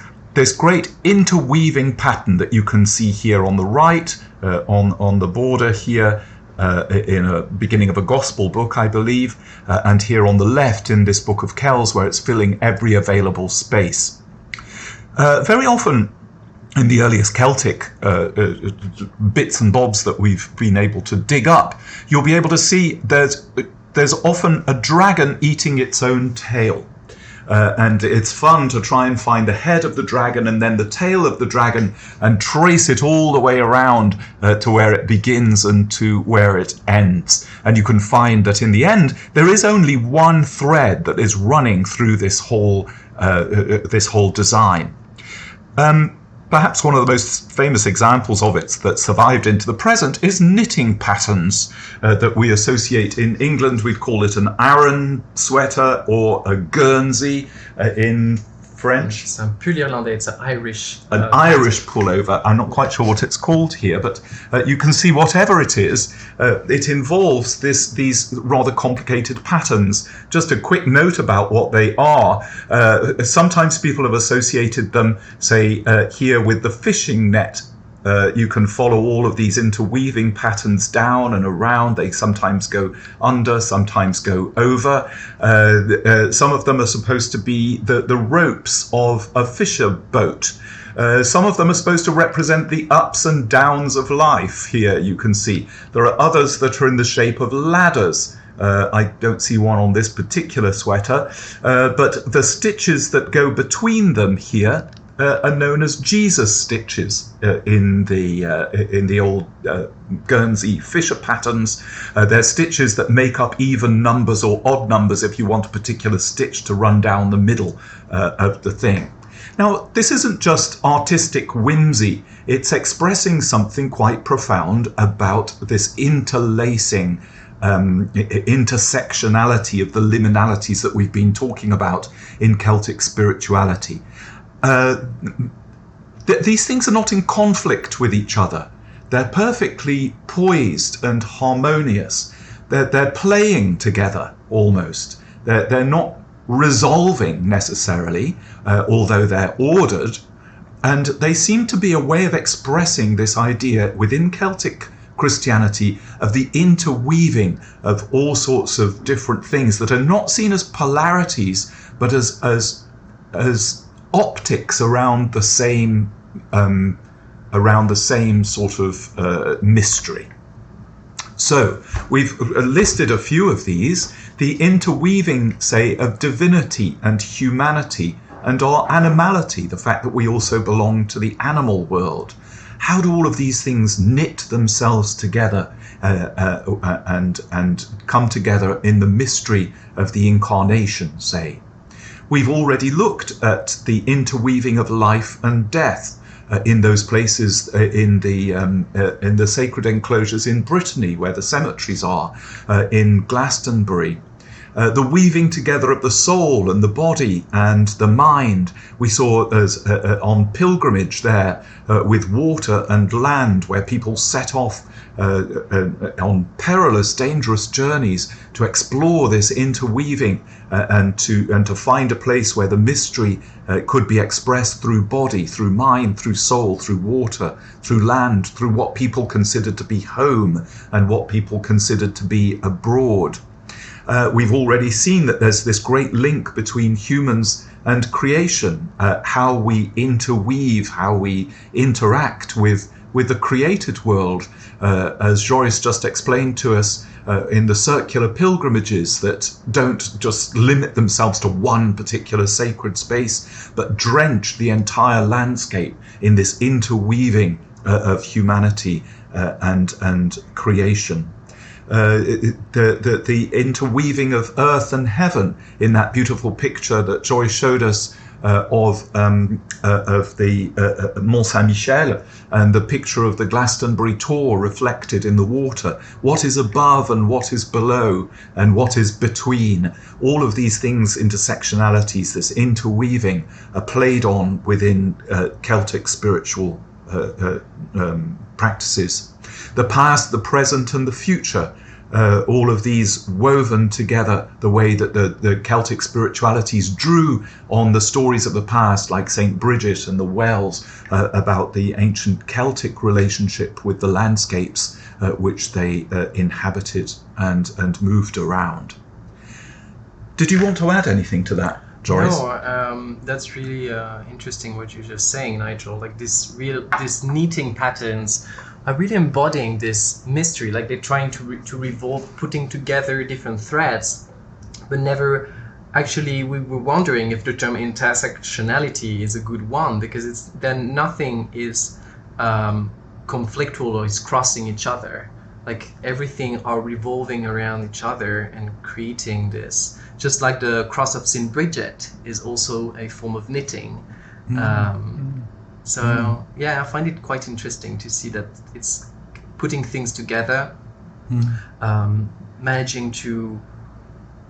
It's revolving around the mystery without attempting to catch it or try to define it on the intersection, for instance. So This is that, and it's not that, and that is this, but it is not this. And this is a way of holding that mystery together instead of coming rapidly to a conclusion and imposing it as the only way of looking at something. What we wanted to do next, briefly, is to talk about the Christian practice of the labyrinth, this spiritual exercise. Walking the labyrinth is a very ancient spiritual act, and it's particularly associated with the Celtic tradition, I think. Labyrinths are known from the very earliest designs that were produced in 10,000 BC even, etched in the rocks in Africa. Across the world you can find these labyrinths. It's not a specifically Christian practice, it's one that ancient spiritual practice engaged in too. We'll see a little bit about that in a minute. Sometimes they were cut into turf like this. Since these very dry summers have come about in Europe, very often when the ground is very dry and there's drought, you can see these ancient labyrinths that have been cut into the turf. And here is a good example of one in a liminal space here on the edge of the water and the land. And these labyrinths often are in very specific patterns. Some of the most famous of them, I think I have a couple of pictures of ancient labyrinths here, yes. At the bottom left there you can see one that is engraved in the rock in Africa. There are these stick figures who seem to be involved in some sort of dance, and then a little labyrinth here on one side and another labyrinth here on the other side. Incidentally, what you're going to be doing is following the grooves, and not actually in this one. No, it looks like we're following the raised bit. In some of them you have to follow the grooves rather than the raised part of it. One of the most famous of these labyrinths is found in Chartres. Here is another one in the Breton Cathedral of Guingamp. And here once again you can see the direction of the walk. Here it comes. You're going to be walking around here. And this one has several choices that you can make in it. No, it doesn't. You're following the black line here, not the white line. There's the secret. All labyrinths are different from mazes. A maze gives you a series of choices and you can get lost. A labyrinth is only one route, and you will not get lost or stray if you follow this one route. This black line is eventually going to lead you down this black line right to the heart of the labyrinth. Perhaps one of the most famous of them is the labyrinth in Chartres Cathedral. That seems to have been in place even before the cathedral was constructed. It was a sacred site even before the Christians built a cathedral or a church over the top of it. And they incorporated the labyrinth into the design of the cathedral. What you can see here, just to explain it very briefly, you can see an equal armed cross. 1, 2, 3, 4 coming across. And it's surrounded by these concentric circles that pass around that form the cross. The path that you're going to follow when you enter the labyrinth is as long as possible, given the space available. Incidentally, people compared it to the entrails of a human being. We'll talk about that in a minute. And it seems as if in the most earliest use of this labyrinth was a way of being reborn, either through a fertility ritual or through perhaps a ritual passing from childhood through to adulthood, that they were used in these earliest religions as a way of being reborn into the world in a different way. And we can see that Christians, a bit later on when we do this, we can see that Christians took on this tradition and Christianized it. So it's full of twists and turns, and these twists and turns symbolize not only the journey to Jerusalem and back, as we know in this particular period, when the Holy Land was conquered by the Muslims, it became very difficult for Christians to make pilgrimages to Jerusalem. So they invented other methods of following these pilgrimage routes, either to Compostela or here, this imitation of a pilgrimage route in the labyrinth. Those journeys were very dangerous very often, and walking the labyrinth perhaps was dangerous in a different fashion. But this interweaving, twisting and turning is also the path that our spiritual lives often take. One of the fascinating things about these labyrinths is that they all seem to be designed on a similar principle. You stand at the entrance of the labyrinth here, and you quieten your mind, and you find peace and illumination at the center of your being as you move into this labyrinth. The labyrinth then is going to be a metaphor for life's journey as well, all of life, with its joys, with its sorrows, with all of these twists and turns. Your life comes from God at your birth, and as you follow the labyrinth through, you get to the center, and then you begin to move outwards again. Your life is going to back to God at death. It's like any journey here. Let's just use this example of the Labyrinth Ganga. As we come into the labyrinth here, we're going to follow the black line. We go all the way around the outside as if we're circumscribing the journey inwards that we're about to take. And then we think, I'm going right to the middle of it. This is too easy. That was pretty simple. I think I figured it out. But then you go around the middle and it's tempting you in, and suddenly you turn back. And when you thought you were closest, you're coming way back out again.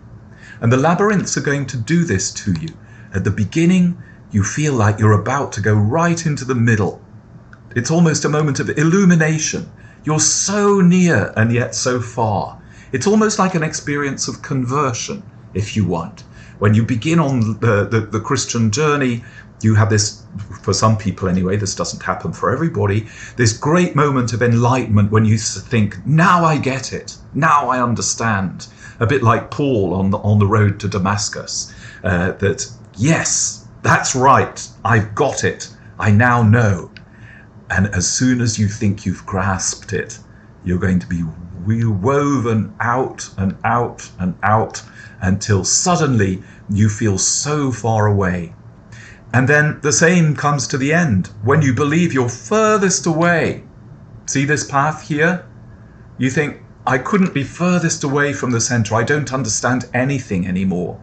I feel that I grasped it at one point, but all my life has led me in a direction where I feel estranged from that moment, perhaps. And suddenly the labyrinth is going to swing you right round and take you straight to the heart of it when you believed that you were furthest away. So you might feel distant or lost as you walk this labyrinth, but sometimes when you're furthest away, you're actually just about to find the center. So perhaps it can be understood this way. As you enter into the labyrinth after that moment of reflection and prayer, the first part of your pilgrimage to the center of this labyrinth is going to be a process of purgation, a process of emptying, a process of releasing.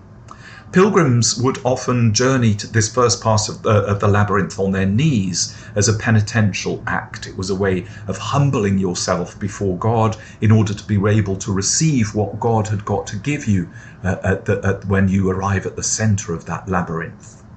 When you get to the center of the labyrinth, after traversing all of its winding ways, you come to the stage of illumination. It's often, as we found, a surprise to reach the center because the long path is illogical. You can't figure out this path with the logical mind, with the linear mind. As we discovered in Celtic art, this linear mind is not going to help you to enter into the heart of Celtic spirituality. If you're trying to figure out a way, if you're trying to make choices on your way, if you're trying to decide between this and that, you're missing the point of a labyrinth. There is no choice. There's one path. And you let your body follow that path without trying to figure it out with the linear mind. By the time you've erased that linear mind in this journey towards the center of the labyrinth, the center is going to become a place of meditation and a place of prayer. It's a place where you're going to receive, not a place where you're going to work something out through your own intellect, but a place where you can simply let the labyrinth do its physical work on you. When you've come to that center and you've prayed or meditated, the third stage involves walking back outside that labyrinth. You trace your path outwards again. And as you trace your path outward, you are offered a way of integrating this insight that you've received at the heart of the labyrinth and try and figure out how it might relate to your rebirth into the world as you come to the place of your beginning. Very often people have said that they walk into the labyrinth very slowly and very meditatively. And when they reach the center, they feel this place. Sometimes they don't feel anything in particular, or at least not at that very moment. It might come to them later. But when they're walking out of the labyrinth, they feel that they're walking more quickly. They say, I think that's because I was getting bored with it or something. And I've sometimes said, no, that's perhaps not what was happening there. You were enthusiastic to get back out into the world because you wanted to bring into the world what the labyrinth has taught you. It's an energizing experience. It's an empowering experience. It's a stilling experience, that's right. But the result of that stilling is this conviction that we must now go back out into the world and take the love and the understanding or the insight that we have been given as a gift and to give it all to others. You can also walk this path without any expectations at all. You don't have to have a question to ask or a place in your life where you feel that you've got to get a resolution to something. Just let it all go. Let all thought go as you walk it. Let yourself go and open yourself to the experience. Let the labyrinth do the work for you. You don't have to do it all yourself. That's one of the graces of walking this interweaving way. You can also enter the labyrinth with a question. What shall I do about this? How can I resolve this problem? What shall I do with this part of myself that I don't know what to do with anymore? And you can simply ask that question at the beginning of the labyrinth, not necessarily reflect on it at each turn of the way, but just let the question play over in your mind. And then when you get to the heart of the labyrinth, open that question to God. And then you might get some sort of new information or new insight about yourself as you walk it. There are different ways of walking the labyrinth.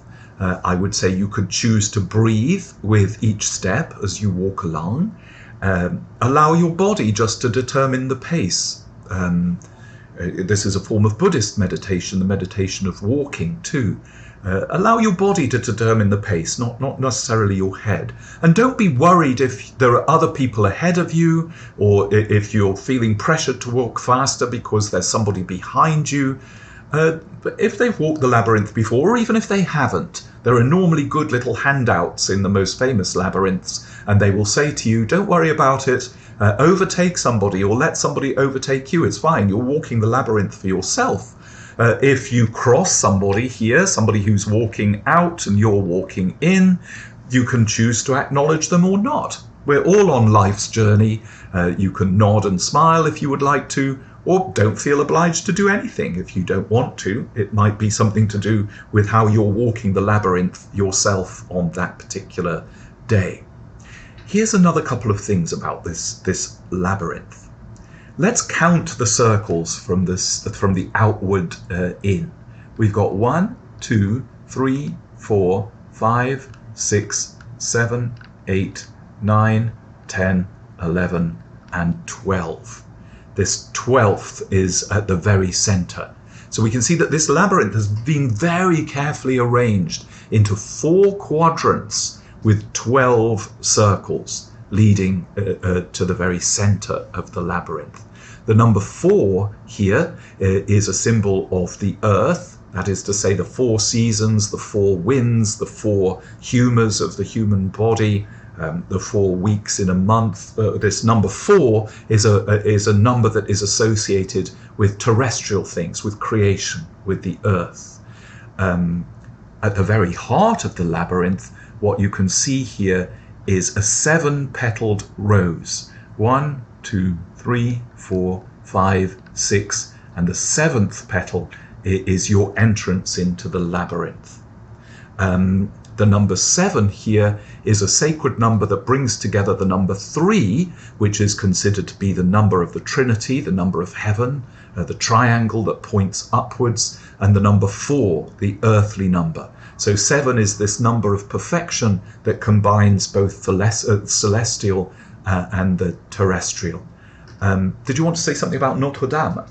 Yes, I mean this labyrinth is also just in the middle and entrance, I think, of the Cathedral of Notre Dame de Chartres. And here you can probably realize that it's a rose, you see, with 7 petals. And Our Lady is usually associated to the rose, and here it's also kind of a garden, so it's the enclosed rose. And that's a figure, a type used to describe the Virgin Mary. And you see here the reflection of the stained glasses, which are also in these cathedrals and in other cathedrals devoted to Mary, roses. So it's kind of like moving in the stained glasses too, you see. It's quite similar, the pattern to the stained glasses. And if you want to learn more about what we mentioned about and what when we discussed Marian spirituality, we've made another video about Marian spirituality, and you may find it helpful if you want to maybe grasp some things we've not said about the Marian dimension of this practice. And here you can see actually on the one of Guingamp, in the middle there is Ave Maria. So whenever you arrive there, you're dwelling in the same space as Christ dwell, and you're in the space of surrender to, just like Mary did in the moment of the Annunciation. So you're really giving yourself to being recreated through this process of distancing and getting closer to God through space, through your incarnation. And as we talked about before, the very earliest use of these labyrinths in Africa and in other parts of the world is this process of being reborn. And here it's almost as if you're entering the womb of Mary, like Jesus, and being reborn into the world as an incarnation of Christ's love as you walk back out of that maze. It's a very grounding, very beautiful way of thinking about it. Death and rebirth, illumination, recreation, rebirth full of grace into the world, that you bring out that message with you. Yeah, there's something I didn't realize before, but the background of this one is black, and so there's this journey that's going on like, it's probably marble, I don't know, white marble, and it seems to be meanders, and you have the impression it has no meaning, but then you actually only have one way to the middle, which is kind of hovering above a black background, which is kind of a form of chaos here. So there's a form of order through the chaos, and like above the chaos. There are various labyrinths around. There's one down in Battery Park, I believe. I don't know if it's open just at the moment. There's a famous one in the Cathedral, Grace Cathedral in San Francisco. You can find a whole list of them online, probably. There's probably one somewhere near you. If you can't find one, it's actually possible to buy these labyrinths online. They're not that expensive, and you can trace them and follow them with your finger, using the same sort of spiritual exercises. Or you can learn how to make one yourself by tracing your finger through some sand in a box. You can print it out from the internet too. There are various labyrinth designs. They don't all have to be of 12 arms in a 4-cross. There are various different sorts of labyrinths that exist, and you might find one that's more suitable for your prayer or meditation practice than this very long one here that you can see, which is a reconstruction of the Chartres labyrinth. I think that's all we wanted to say for today. Is that right? I think so. It's probably our last. Yes, there's a little prayer to finish off with. So let us pray.